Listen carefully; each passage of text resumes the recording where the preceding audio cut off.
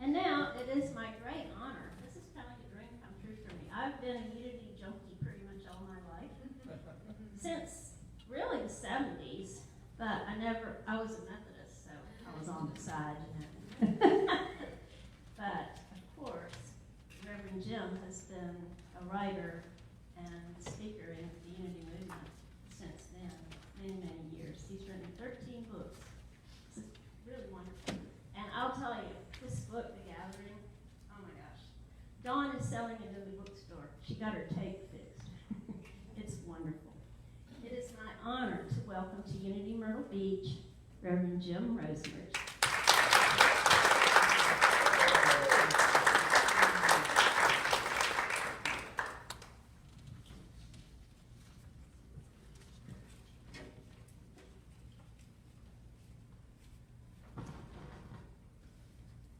Good morning. Good to be here. I just love your energy. It just feels incredible with such incredible joy. We're actually going to talk about joy a little bit today. And then, how about your minister here?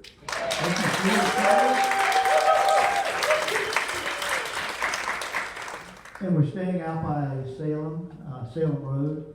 And I tell you, Nancy and I, through the years, we've really stayed at some, incredible posh, is that the word, place, just incredible. I don't think, from my standpoint, I think you were saying this to me, I don't think we've ever stayed anywhere that we haven't enjoyed more than right where we are. And to be on that piece of property and just feel it, and then the anticipation of what's going to happen. And one of the things we wanted to see there was those little lawnmowers work. And so we were there, and I was thinking, can I just push a button and make it go? Or, because we have a Roomba, and that's the way it works. But then Nancy says, no, stay away from that thing. And then as we left this morning, they were out there working. So it's like, man, our whole stay is complete now, It's really pretty cool. So, well, it's wonderful to be here with you, and I want to share a lesson with you entitled More Than Enough. And it begins this way. Once upon a time, in a galaxy quite near, there was a spiritual community on the shores of Peace Lake. In the summertime, the rains would come, and the water table would rise, and the toilets would overflow. Don't talk about that. And then I was told, I was a new minister, I was told, now that happens every summer, and don't be concerned, because your restroom off of your office is far away from the trouble. And I thought to myself, I don't think so. And in very short order, we had that fixed. A couple years later, rains came again. We had moved from the building we were in onto another building on the campus and started leaking. And I could look in the eyes of the people, and I saw them, their thoughts were, it's going to take a long time to raise the money so we could fix that roof. And I thought to myself, I don't think so. So I stood up on Sunday morning. I had an umbrella in this hand, a microphone just like this in the other, and I said, it's going to be hard to actually share a Sunday lesson with you. I'm not going to be able to gesture like I want because I have the umbrella in my hand. In 10 days, we had the money to fix that roof. Because when I looked into the eyes of the people, what I saw was this belief that there's not enough. And more tragically, I looked into their eyes and there was this belief that we're not enough. But what's the truth? The truth is, there's more than enough, that we are more than enough, they were more than enough, you're more than enough, I'm more than enough. That's the great truth. Because there are these prosperity lies we've been told. They're rampant throughout the world. And some of us, we believe them. Or we believe them for a time. That there's not enough. And that we are not enough. And so we say, I don't think so. You want to say that with me? I don't think so. Now, this is what we call in unity a denial, and you just can't say, I don't think so. You know, when you say, I don't think so, you got to get your attitude on. You know? It's like, I don't think so. Want to try that again? I don't think so. Yeah, that's it. That's it, exactly. Well, there's one great mystery, there are many, but one of the great mysteries of prosperity surrounds needs. Because we typically hold a belief and a hope that God fulfills needs. It's rampant across the earth, and I would say, I don't think so. We hold this belief that a need is an avenue through which God's presence and power can flow. I don't think so. I don't think that's how the universe works. A lot of us think it is. There's a need, and then God should meet it. But let me give you an example. World peace. We've had that need for thousands of years, and it's never been met. If the need was an avenue through which God could flow, I have to think, over the course of thousands of years, that it would have been met. But that's not what God does. So if I was you now, I'd be asking some questions. I'd be asking, well, how are needs met? What is it that God does? If God doesn't meet needs, what is it that God does? Joel Goldsmith, you know that name? Yes. Wonderful, wonderful teacher. He said, what God can do, God is doing. And the question is, well, what is God doing? And I can answer that in one word. What God is doing is being. God is being your source. God is being wisdom, being strength, being life, being love. God has done for you everything that God can do. There's no need for us to try to prod through affirmations or prayers or ritual to prod some reluctant and slothful God into action. There's no need to try to do that. Because what God can do, God is doing. It's already been done for you. The question is this, and you may not like it, but the question is, what are you doing? That's the question for us. And sometimes what we're doing is feeling fearful, feeling insecure, thinking negatively. That's what we're doing and what we're about. The truth is, God needs us.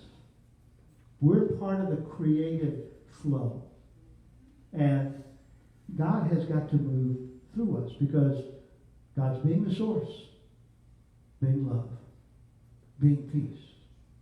But what God is needs an avenue through which it can flow and express on the planet. Guess what? You, me, we're created to be that avenue so that it takes place, so that needs are met. Harmony comes to be. All kinds of wonderful things begin to happen. So we need to stop believing that there's not enough, that we're not enough, that God fulfills needs, that needs are avenues through which God works. It's just not true. We need a new vision. Does God see needs and the lack that we see? I don't think so. I don't think God sees that. You know, Jesus was with his disciples. And I think it was in an area where there was a lot of farming, except it was winter. And all the fields were barren. But Jesus looked at his disciples and he swept his hand across those fields and he said, behold, the fields are white unto harvest. But I believe it was winter. Fields were barren, no crops were planted. Because Jesus had a different vision.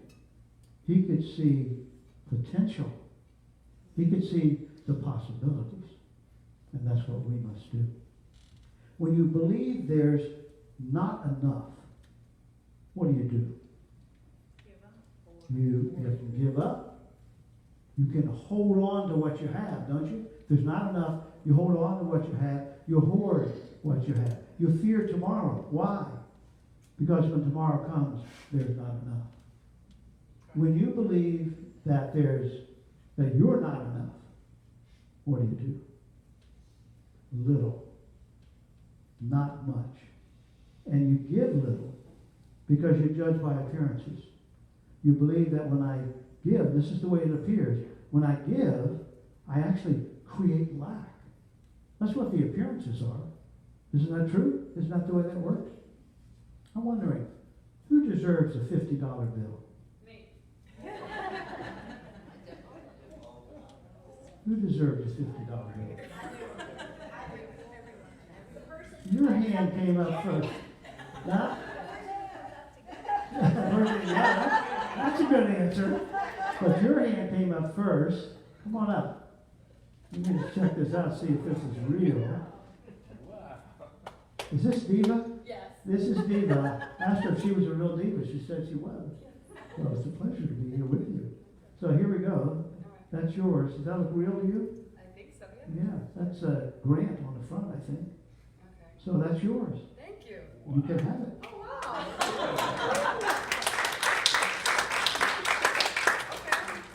You can sit down now.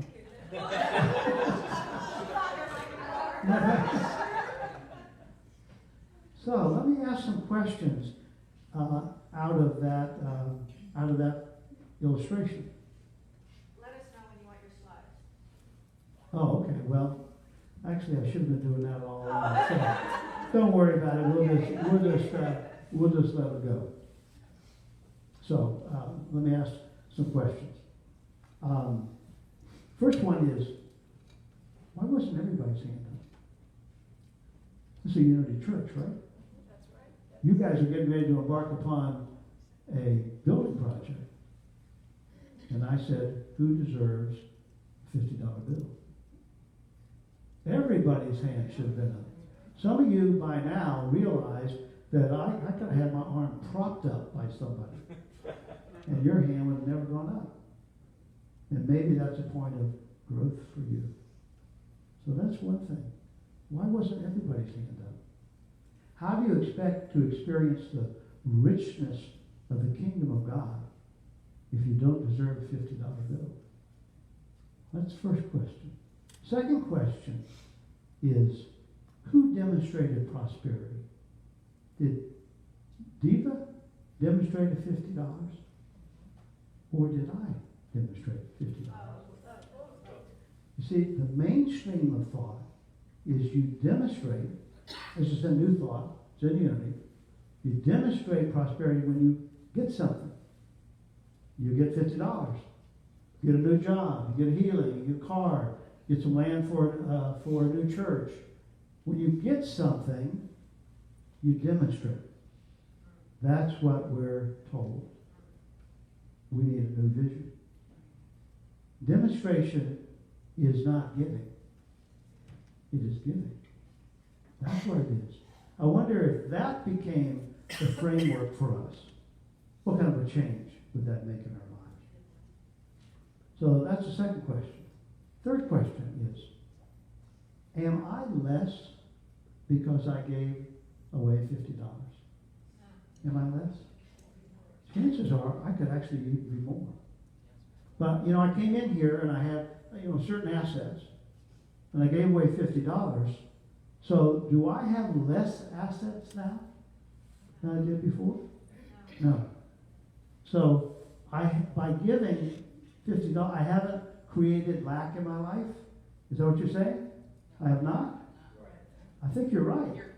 By all appearances, by giving $50, I've actually created lack in my life. But that's not true. That's not the way the universe works. Not at all. Question for you. What did I do? Now, you don't get to leave here until you answer this question. What did I do? Demonstrated prosperity. You created more. Created more. Because there actually is no lack. You created generosity consciousness and made a way flow, certainly in my life. You showed faith. Chose faith, You showed, yeah. showed faith, Demonstrated showed faith. Like a farmer or a gardener. Any farmers or gardeners here? You know about seeds, don't you? That's right. You know, from a tiny, lifeless looking thing can come an abundant harvest. You could take one seed and put it in your hand, and that one seed, given time, could feed the earth. Your hand could grow weary by the weight of 1,000 or 10,000 harvests. What I did when I gave was I planted seeds. And in fact, I plant seeds nearly every day of my life because of this little thing that hopefully you will get one of these if you don't before you leave, because Margaret got sold one. And this is called a Prosperity Bank. And way back in Unity's history, Prosperity Bank was one of the reasons that Unity grew by leaps and bounds. We went from about 40,000 people over 200,000 because of the use of these banks. And they were used for paying subscriptions, and they don't use, you can't even get them from Unity anymore, which is sad because I love these. I take a coin nearly every day of my life, and I hold it in my hand, and I bless it, and then I give it away. I drop it in the bank. And I have one at home. It's like a Winnebago. It's like this big. And when it gets full enough, then I take it in to the church. It's a powerful, powerful tool. And I would encourage you, just a coin, any coin. Go a Cougaron, if you want to do those, it's okay. And then give it away. Powerful things begin to happen. I just want to let them know they're back there in that basket Right on that there. little table if you didn't get one. And you can just put them together and you can get to work. I've been using one for decades and decades in my life. You see, prosperity is not a line, it's a circle. It's not a lake out of which you can dip your cup and drink. It's a river, and it flows through you. You have the responsibility of initiating the flow. God is being your source. Will it flow? You must initiate the flow. God's not going to initiate the flow. God's doing what God does. God is being the source. And so the issue is not whether we give to a need. We need to give. That's the question. Will we do that? Will we initiate that flow? Will we be the avenue so that Spirit shows up here in our lives and on the planet? Giving. Giving requires an open hand. Holding on is a closed hand. This thing can strike, it can pound, it can be shaken to the heavens, but it cannot give. And when it's open, it can then receive as well. The happiest I have ever been in my life is when I have given. I want to tell you two stories about that. And one of them, the first story, it took place here, late 70s would be my guess, in a mall up in Myrtle Beach. We were on vacation. We were at Litchfield. Started raining. So Nancy and I and our kids, we headed off to the mall. And I was there, I was in the store, sporting goods. And I'm just looking around, that's my thing, I love sports. And there's a kid, and he's buying a soccer ball. And he's got the soccer ball on the counter, he's reaching in his pockets, he's taking out all these crumpled bills, lots of change, he's laying it all there. Except he's forgotten something, he doesn't have quite enough. Maybe he didn't calculate the tax or something. He doesn't have enough money. So I'm kind of watching this, and I took out my wallet, just a dollar bill. And I gave it to the clerk, and I said, finish the transaction. And so she did. I want to tell you, as soon as I released the dollar bill, I was shaking, literally shaking with joy. I once did a Sunday lesson entitled Trembling in God's Presence. It was all about that dollar bill, just a dollar bill. And so I'm up here looking at something, And this kid now has a soccer ball, and he runs by me, he gets right next to me, he says, thanks, and he's gone.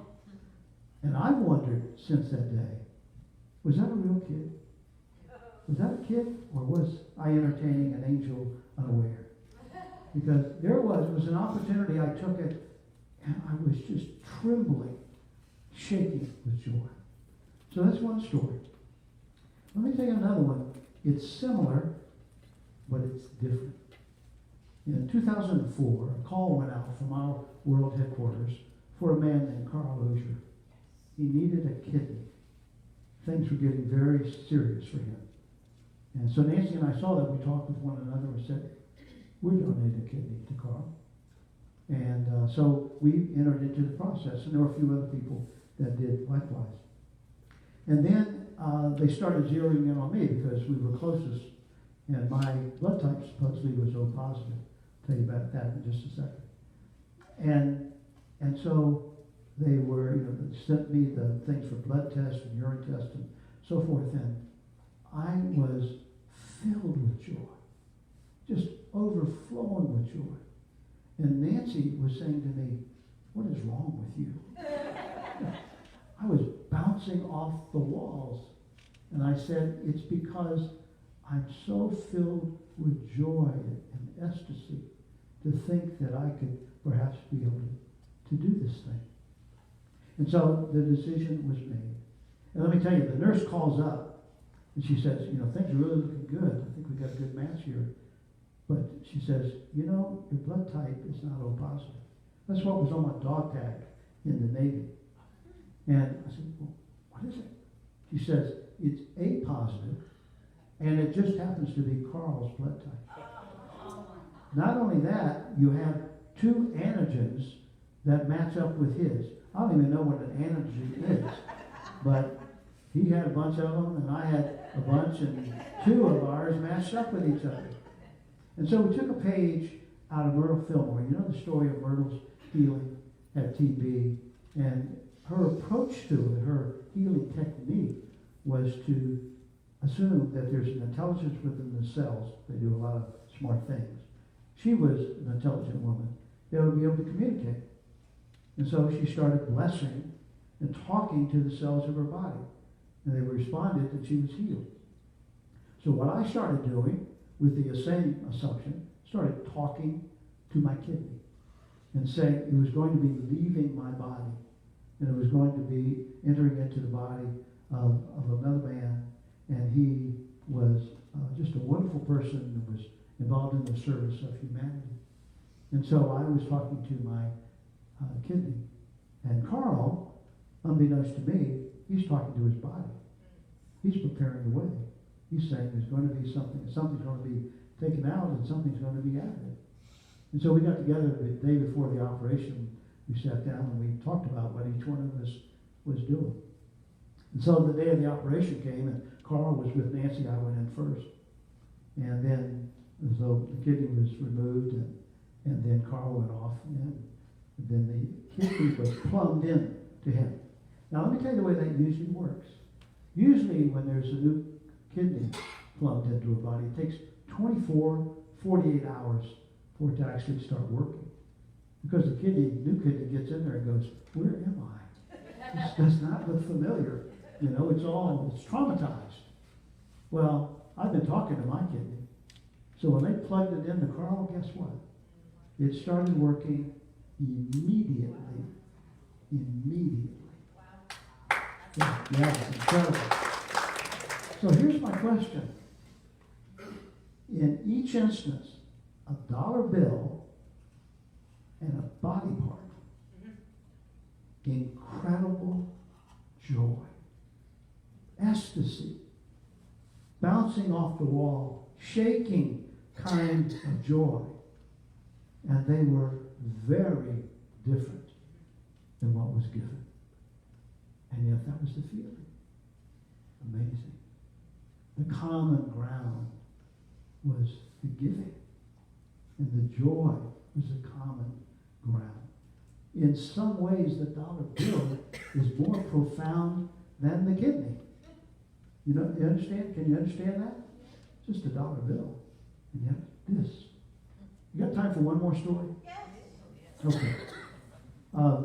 As Margaret said, we're from Fort Myers, and we were at that ministry for about going on 12 years. And during that period of time, we ended up building a $2.1 million sanctuary. And Let's just all take a deep breath. it's all possible, believe me. That goes from folks that couldn't even fix a septic system to $2.1 million. It was an incredible experience. I wrote a book on prosperity called Even Mystics Have Bills to Pay. In the book, one of the chapters, there's a number of paragraphs about actually rites of passage of giving. The whole journey of giving that we move through from I don't give at all to I give as my nature. There were 5 steps. Well, as a result of being at Fort Myers and moving through this building program, I experienced another one that we called radical generosity. And if I was going to have another edition of that book, I'd have to add it. Let me tell you what it's about. Let me tell you what it's based on. Jesus, in one of his Beatitudes said, "Blessed are you when men revile and persecute you for my name's sake, for the sake of spiritual growth." So, whenever you're on the verge of a breakthrough, when you're going to move into another state of consciousness, and so you're making changes in your life, there's going to be persecution. In this case, we're not talking about something outside of us. The men that persecute, they are within. And so when you go to do something new, whether you're going to forgive someone or whatever it is, you're going to get pushback from your ego. And your ego is going to say to you, "I don't think so." And it's going to have a whole series of lies. And I'll tell you about the ones we entertain. So that's going to happen. It's going to happen. So expect it. That's why Jesus says, you're blessed. Because it's a defining moment in your life. You're on the verge of an incredible breakthrough into another state of consciousness in which you will never be the same again. So, what we were doing, we were going to a whole series of different meetings, 15, 16, 17 meetings. People were talking about what unity meant to them. People were telling stories about giving. And we would go to all these meetings, and afterwards I always asked Nancy, "Well, what's our number going to be? How are we going to give?" And she would give me a number. It turned out, by the time it was done, it was 10 times more than what we initially thought it would be. So here's what happens. You start pushing into this, determining what it is that you're going to do. Your ego starts pushing back. And it says stuff like, "It's not enough. You're not enough. Don't you know that if you give, it will create lack in your life?" And here's the one that I heard, which was, if you give in the way you think you're thinking about, you're not going to be able to have the retirement that you have. So the ego is pulling out all its stops, pushing. There's all those statements: not enough, you're not enough, giving creates lack, you're not going to have the retirement you want. To which I said something. And what do you think I need to say? I don't think so. That's right. And so I know at that moment that I'm on the verge of something, a breakthrough to where I've never been before. And it's not just the two of us. It's a whole group of people. We're all there. And so you push on just a little bit more in radical generosity. And let me tell you what happens. All of a sudden, and you may not even know you said, "This is what I'm going to do." You don't even know how you're going to do it. But all of a sudden, this peace just floods over your being. Where before you were anxious and that pushback's taking place, now it's just peace. And you are now in a state of mind and heart that you have never been in before. Where there's more than enough. That you're more than enough. And more than that even, you are now an avenue through which the God that is being the source begins to flow into the world. So all the things I've said to you today, I hope you're not sitting there saying to yourself, I don't think so. You're not doing that, are you? I hope you're saying, you know, I'm going to put that to the test. And if you do put it to the test, you will enter into a state of mind and heart you've never been in before. And I can assure you, with what lies ahead of you, many of you, we'd love for it to be all, but many of you are going to have to take that step. And you're going to come out on the other side as a congregation you have never been in your history, because you're willing to take this step. That's the truth. And that's the truth. And so it is. Amen.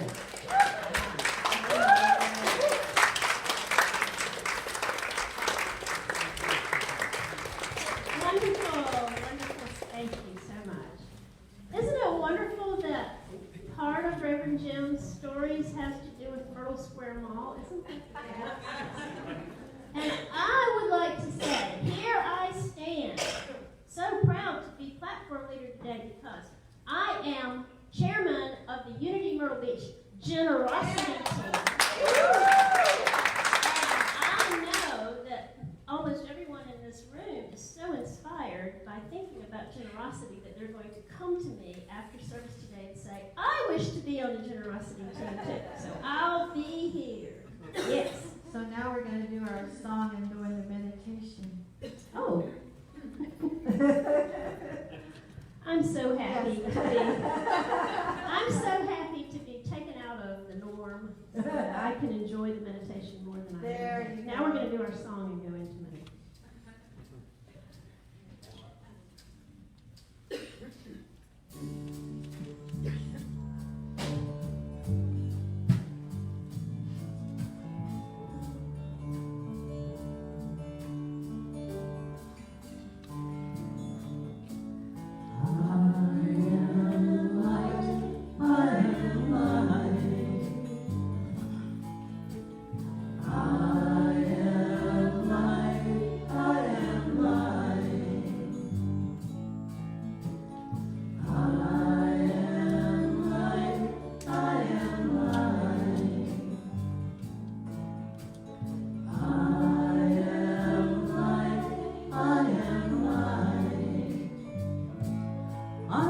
Mistakes that I have made, or any other things that cause me pain. I am not the pieces of the dream I left behind.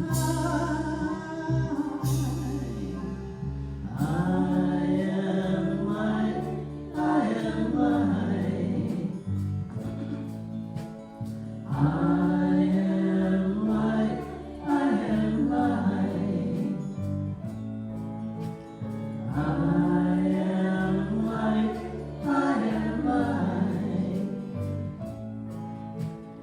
I am light, I am light. I am not the things my family did. I am not the voices in my head. I am not the pieces of the brokenness inside. I am light, I am light. I am light, I am light. I am light, I am light. I am light, I am light. I am not the color of my eyes. I am not the skin on the outside. I am not my age, my race, my soul inside is alive. I am light, I am light. I am light, I am light. I am light, I am light.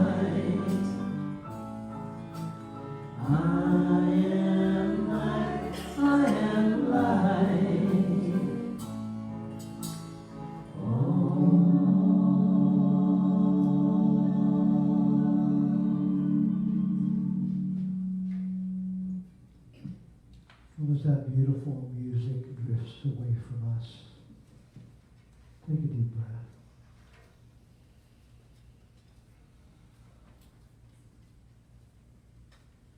I let go and let God be God. No longer holding on, letting myself be held,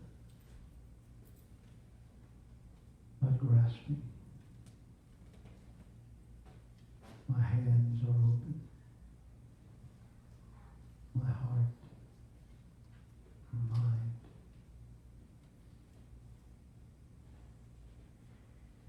Hearing the call to be still and know.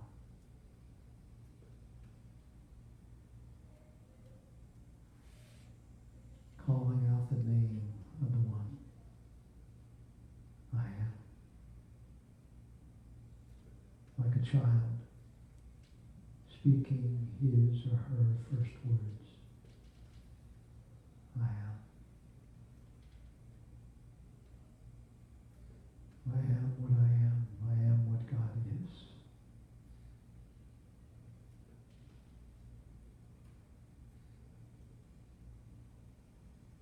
Peace is deepening.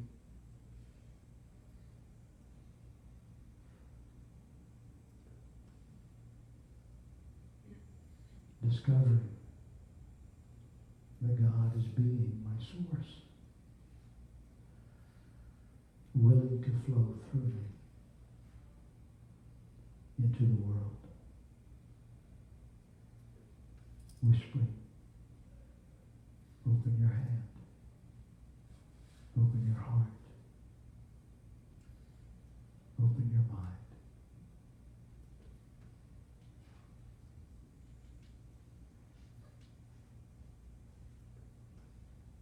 Let that river flow. Let it irrigate the land. Source flowing throughout all aspects of my life. Not withheld. It finds its own way. Touches me, illumines me, lifts me up, holds me. All because the hand is open, the mind is open, the heart is open.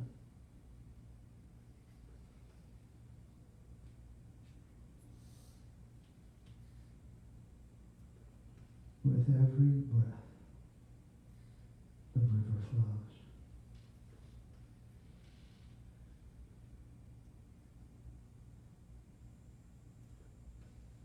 And I am blessed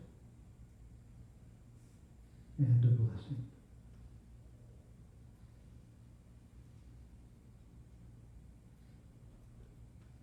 And the peace deepens. Silence is more real.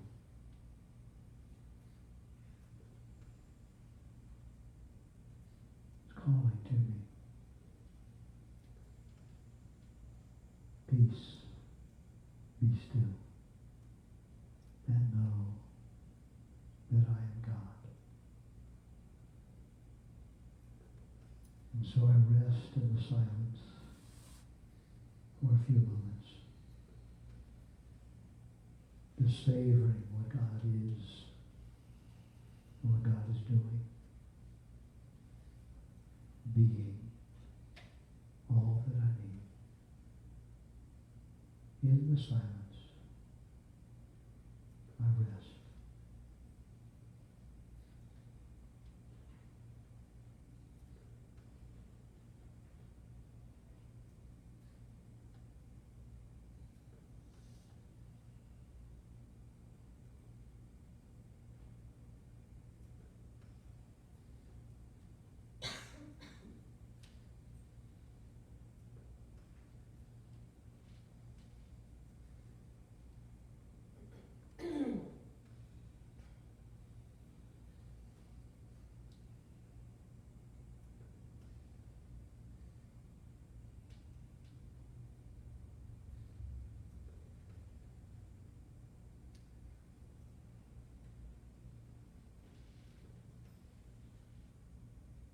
Thank you, dear friend, for making me in a way that the river flows within and then into the world. Thank you for being my source. I'm grateful beyond words. Thank you, dear friend. And I'll take another deep breath and let that breath begin to return you to this place and time.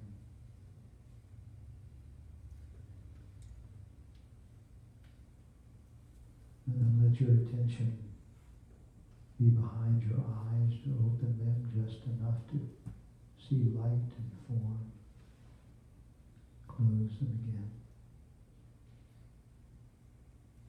And then let us open our eyes together as one great soul as we declare, it is done.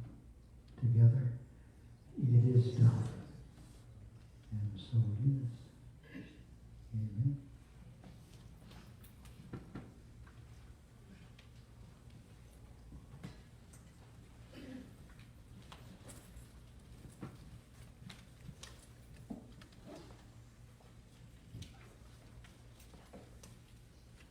Once again, thank you for that wonderful message.